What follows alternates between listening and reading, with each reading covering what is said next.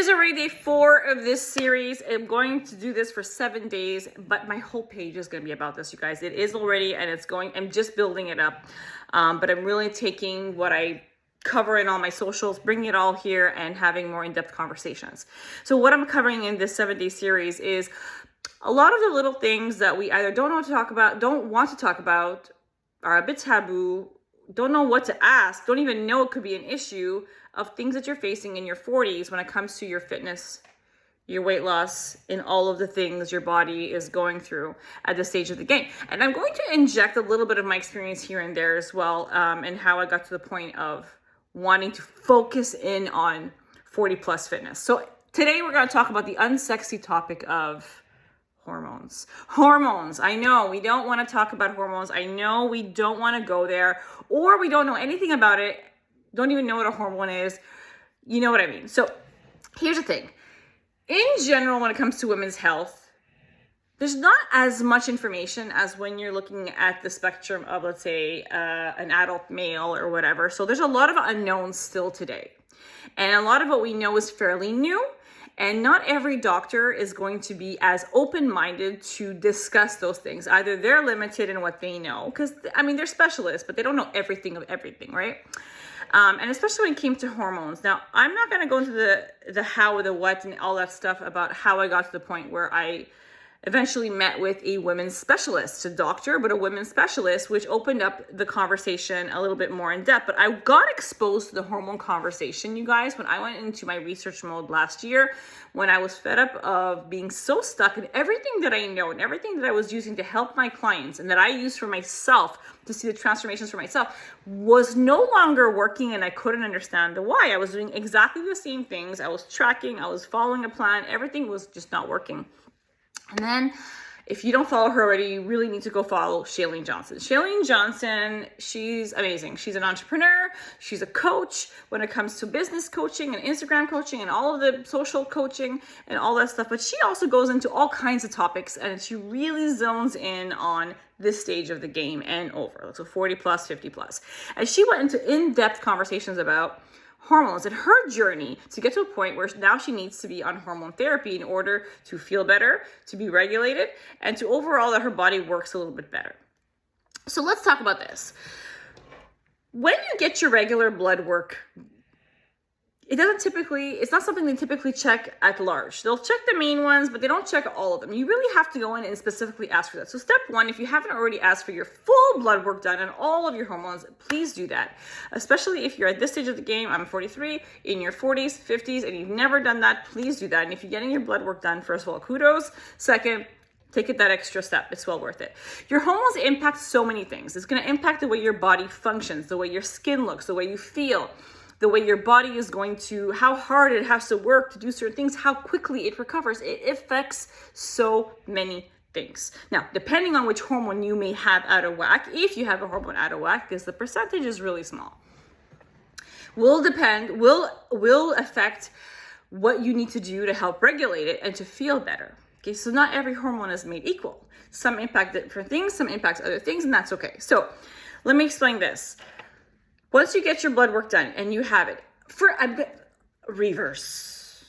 We're really quick to say that we're not losing weight because we must be hormonally unbalanced. It's a very small percentage of people that actually have enough of a hormone imbalance that they will either need medicated or severely alters their weight loss. Now, I need to preface I go back to say that I was following a meal plan. I do train on the regular, and nothing was working.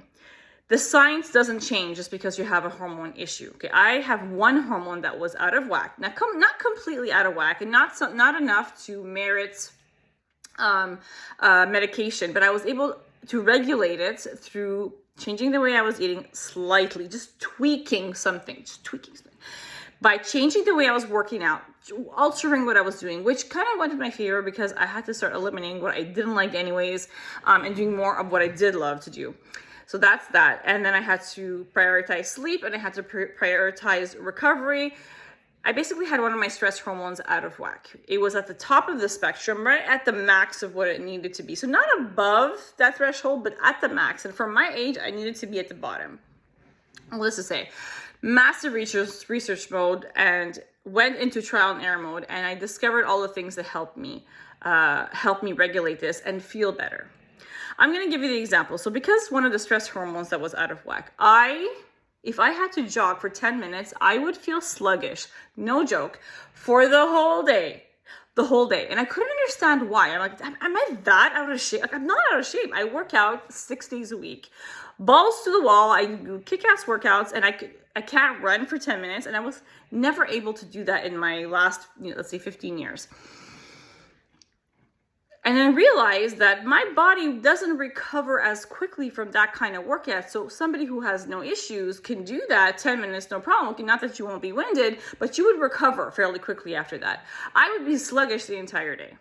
So what I had to do, I had to completely cut out a certain type of cardio. I started doing more steady state, so more walking, I did way more walking. It's so underrated.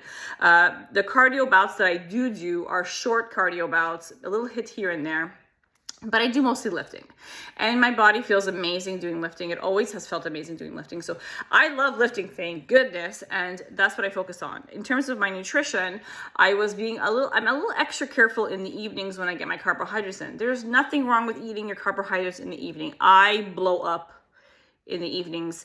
When it comes to, by the time the morning comes, I'm a little more swollen. I discovered in this process that I was also a little bit insulin resistant. Not uncommon for people that have had gestational diabetes, which I had. Anyways, all this to say, all these, like, it was literally, I was making sure I was getting in my 7 hours. How did I know 7 hours was my sweet spot? Trial and error. I used to train religiously 6 days a week. Now I'll train anywhere from 4 to 6, depending on the week, depending how I feel, and depending if my body needs that extra break. I follow the program. I typically follow a program that's 5 days long, give myself a wild card day if I'm feeling it. If I'm not, I'm still following my program. And like I said, the little tweaks in my nutrition. All of these little things helped to regulate and make me feel way more optimal. But you don't know this unless you go get tested. Now, this whole notion of because your hormones are out of whack, this is why you're not losing weight. The science does not change. What does change is that, those calculators that tell you how many calories you should be eating if you want to lose 2 pounds a week or whatever, not applicable to you. It's literally a trial and error that you have to figure out. Now, you could work with that as a starting point and then see how that goes for like 2-3 weeks. If it's not working, okay, reduce by a little bit more, I realized I had to eat way less in terms of calories. Doesn't mean I'm eating way less food. I still eat a lot of food. But in terms of calories, which thankfully I don't have to count because I'm on a meal plan that's very inclusive, but I did have to go through a period where I was doing more calculations just to figure this out. And I realized how much less I had to go in order for my body to respond in a way for me to actually start losing. And it's a combination of all those actions and me adjusting my nutrition side of things in terms of how much in terms of calories I was eating to finally get the needle moving. And the needle is moving. So step 1, if you have not checked your hormones, go ahead and do that. Even if you don't think there's anything wrong, because a lot of times when people, like what Shailene had said, and this is so true, she didn't even realize how bad she was feeling until she was feeling great. And she only started feeling great once she got tested and realized that she had to get onto this hormone therapy. Once she was on the hormone therapy, made the adjustments in her lifestyle, started walking more, fixing all that, lifting heavy and all. Then she realized how much better she was feeling, didn't realize how bad she was feeling before. And that's the case for most of us. So first thing I want you to do, go get your blood work done. Let's figure that part out and start tweaking. Do your research. You're your biggest advocate. I'm going to always say this, do your research, but go get your hormones checked just to cover your bases.